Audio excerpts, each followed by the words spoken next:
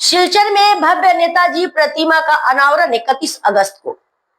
सिलचर के रांगीर खाड़ी क्षेत्र में नेताजी सुभाष चंद्र बोस की विशाल प्रतिमा स्थापित की जा रही है। स्थानीय विधायक दीपायन चक्रवर्ती के प्रयास और नेताजी प्रतिमा नवनिर्माण समिति के सहयोग से तैयार इस प्रतिमा का अनावरण असम के मुख्यमंत्री डॉक्टर हेमंत बिस्वा शर्मा 31 अगस्त को करेंगे। समारोह में शहर के गणमान्य नागरिक, सांस्कृतिक हस्तियां व विभिन्न संगठनों के प्रतिनिधि शामिल होंगे। खूब एक इम्पोर्टेंस ना दिलेও मास दुएक আমি ওনাকে অনুরোধ করার পর উনি রাজি হয়েছেন।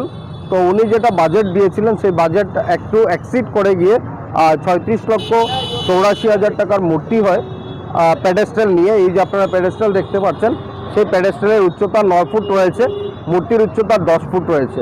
এই 19 ফুট টোটাল পেডেস্টাল নিয়ে মূর্তি, আর নিচের যেটা বেস রয়েছে সেটা 2.5 ফুটের। আর আপনার উপরে যে ক্যানোপি রয়েছে, নেতাজি মূর্তির উপরে যে ছাউনিটা আমরা দিচ্ছি এটাকে ক্যানোপি বলছি। তো ক্যানোপিতে আরও 3 ফুট উঁচু রয়েছে। মানে সর্বমোট আমাদের গ্রাউন্ড লেভেল থেকে শুরু করে 24 ফুট উচ্চতায় এই মূর্তি স্থাপন করা হয়েছে।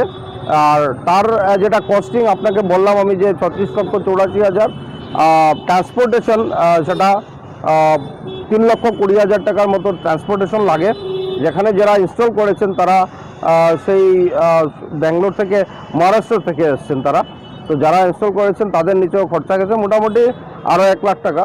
তো সর্বমোট মোটামুটি 40 লক্ষ টাকা নেতাজি স্ট্যাচুর জন্য।